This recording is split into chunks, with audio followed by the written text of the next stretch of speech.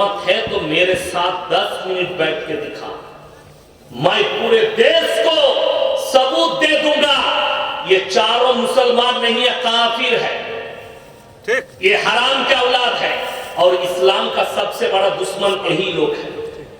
আমি শফিককে দেখলাম একটা, আচ্ছা আপনি বলুন তো দাড়ি টুপি থাকবি সে বলবি না, কথা বলেন না, না, অনেক গাই মুখো হেলে আছে। দেখুন পৃথিবীতে যতগুলো মানুষ অতীতে এসেছে, বর্তমান, ভবিষ্যৎ যারা আসবে, যত মানুষই আসবে, যে যতই শক্তিশালী হোক, নেতা, মস্তান, মন্ত্রী, রাজা, বাদশা, যে যেরকমই হোক, আল্লাহর কসম খেয়ে বলছি, আল্লাহ কোরআনে বলেছেন সবাই দুর্বল।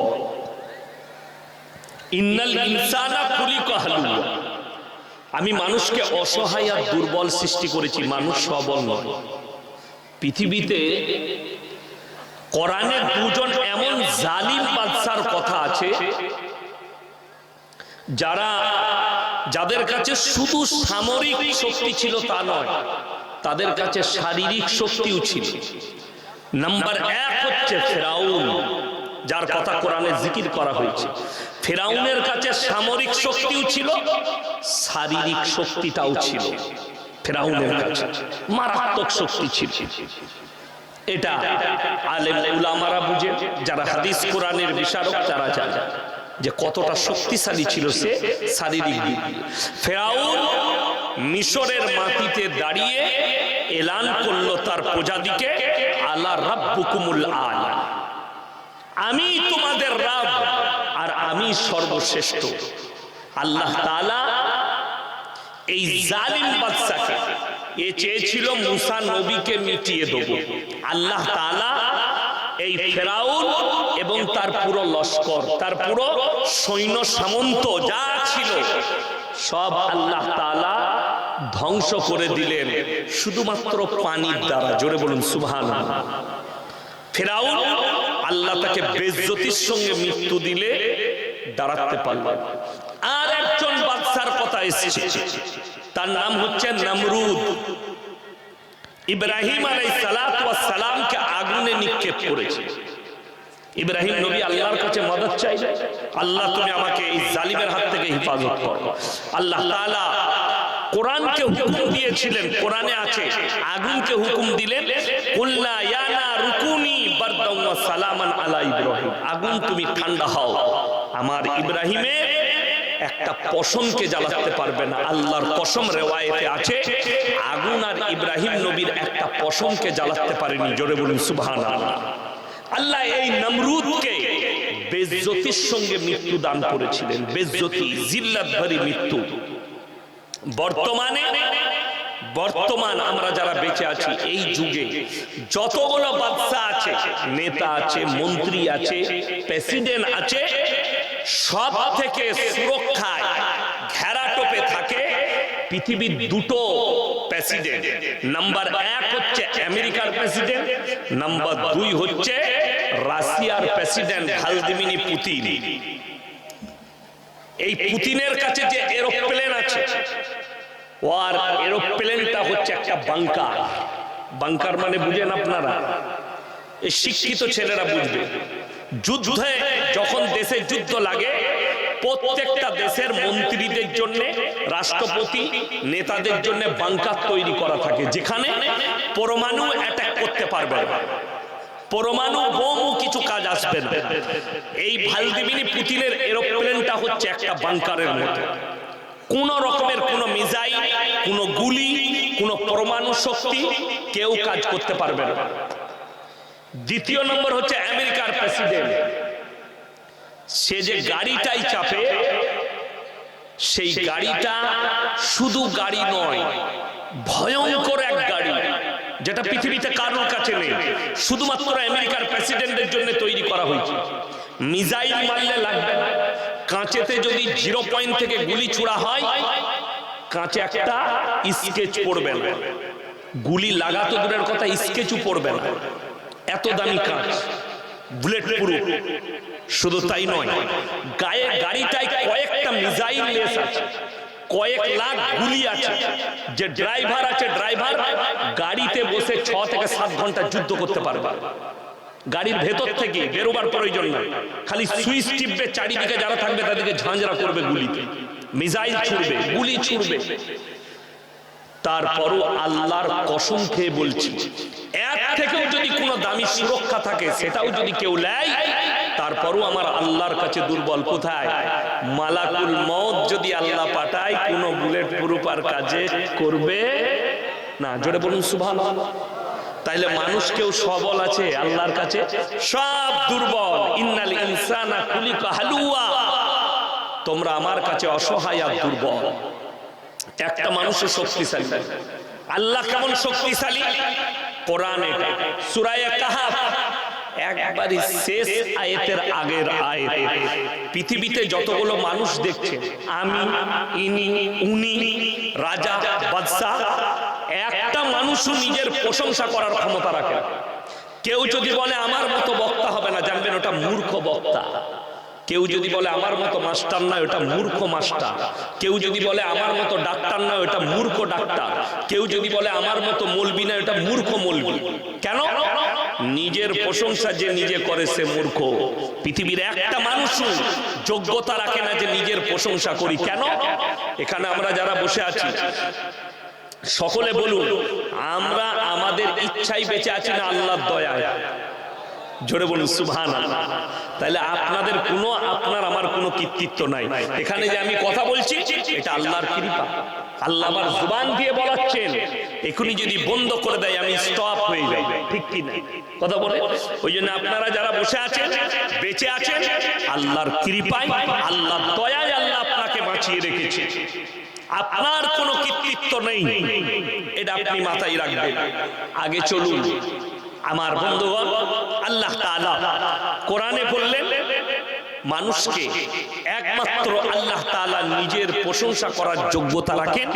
মানুষের যোগ্যতা কতটা, আমার আল্লাহ সৃষ্টিকর্তা কেমন, আল্লাহ এটা কোরআনে বললেন, মানুষকে মনে পড়ালেন। কুল্লাউ কানাল বাহরু মিদাদাল লিকালিমাতি রাব্বি লানাফিদাল বাহরু ক্বাবলা আন তানফাদা কালিমাতু রাব্বি ওয়ালাউ জিনা বিমিথলিহি মাদাদা। হে আমার নবী, পৃথিবীর মানুষকে বলো, গোটা পৃথিবীতে যতগুলো সমুদ্র আছে সব যদি পানিগুলো কালি করে দিই, আর পৃথিবীর মানুষ যদি আল্লাহর প্রশংসা লিখতে শুরু করে, সব পানি শেষ হয়ে যাবে। আবার আমি অতটাই দেবো, সেটাও শেষ হবে, কিন্তু আমার আল্লাহর প্রশংসা লিখে শেষ করা যাবে না। সকলে জোরে বলুন সুবহানাল্লাহ। আল্লাহর কৃতিত্ব, আল্লাহর বড়াই এটা। এরপর চলুন, আমি আলেমদের অবদান বলেছেন। সর্বপ্রথম আমাকে যে দাওয়াত দিয়েছেন আলেম হিসাবে, ঠিক কিনা কথা বলেন? তো আমার অবদান হচ্ছে, আমাকে সমাজকে হক বলতে হবে, নাহলে আল্লাহর কাছে জবাবদিহি করতে হবে না? হবে না? শুনেলেন, আলেম ইমাম যারা আছে, অনেকজন বলে আজকে এইটা যেটা দিয়েছে আমাকে, যে আপনি আলেমদের কর্তব্য কি, আলেমকে আলেমের কর্তব্য পালন করতে দেননি আপনারা, সমাজ আটকিয়েছে। আজকে আমাকে দাওয়াত দিয়েছেন, আমি চ্যালেঞ্জ ছুড়ে বললাম, আমি মসজিদে বসে কয়েকটা দাওয়াত গ্রহণ করলাম ফোনে, একটা কলকাতায়, একটা মুর্শিদাবাদের ডোমকলে। আমি বললাম 1 সপ্তাহের মধ্যে কমিটির লোকের লেখা কাগজ আমার কাছে পাঠাতে হবে, যে মেলা বসবে না, মেলা যদি বসে যায় আপনি জলসা থেকেই ঘুরে চলে যাবেন, টাকা আর ফেরত দেব না। এই লিখিত কাগজ আমাকে চাই, আর কমিটির লোকের সই থাকতে হবে। একটা মাদ্রাসাওয়ালা ফোন করেছিল, মাদ্রাসাওয়ালাকে বললাম পেডেতে লিখে পাঠান, সেক্রেটারি কেসিয়ারের সই চাই এবং কমিটি। আপনাকে যে টাকা দেবো ওই টাকা ফেরত নেবো না যদি একটা দোকান বসে থাকে। মেলা বসলে চ্যালেঞ্জ, আমি বললাম লেখো, জলসা করবো না অসুবিধা নেই, বাড়িতে বসে থাকবো, মাদ্রাসায় পড়াবো, ব্যবসা করব, কিন্তু জলসায় যাব না যদি হারাম কাজ হই জলসায়। এইটা হচ্ছে আলেমদের অবদান, এইটা হচ্ছে ইমামের আর আলেমের অবদান। আজকে যে আমি জলসায় এসেছি, আপনাদেরকে একটা কথা জিজ্ঞেস করি, কোরআন সত্য কিতাব না মিথ্যা? কথা বলে না? সত্য। এটা আপনারা না বললেও সত্য। দেখুন এই যে কোরআন, আমি কোরআনের হাফেজ, গোটা কোরআনটা আমার সিনেতে আল্লাহ ভরে দিয়েছে। আমার বন্ধুগণ, আমার ভাই, কোরআনটা সামনে নামালেন শেখ। কেন? উনি জানেন যে দরকার পড়লে উনি খুলবেন। এই যে কোরআনটা আছে, এখানে দেখুন জলসার ইস্তেহার আছে। এই যে জলসার কাগজ, এই কাগজটা কমিটির লোক ছেপেছে না ছাপেনি? আচ্ছা, এর উপরে লিখতে পেরেছে এরা যে আমাদের লেখার মধ্যে কোনো ভুল নেই? কথা বলেন, লিখতে পারবে কোনো জলসা কমিটি?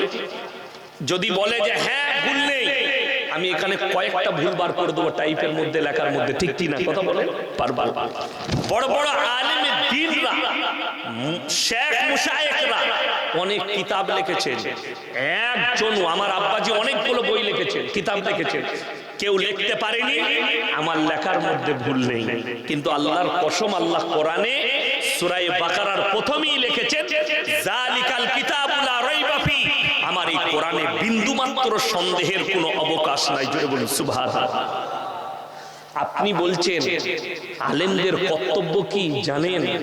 আপনি আলেমকে কর্তব্য পালন করতে দেননি। কেন?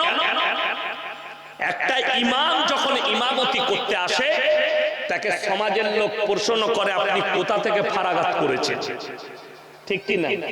কোন মাদ্রাসা থেকে ফারাগাত করেছেন? কিন্তু গ্রামের লোক কোনোদিন জিজ্ঞেস করলো না মসজিদের সেক্রেটারি নামাজ পড়ে না, মসজিদের কেসিয়ার নামাজ পড়ে না, আপনারা নামাজ কেন পড়েন না? ঠিক বললাম না ভুল বললাম? আপনি জিজ্ঞেস করতে পেরেছেন। আর আলেমকে বলছেন আপনাদের সমাজে অবদান কি হওয়া দরকার?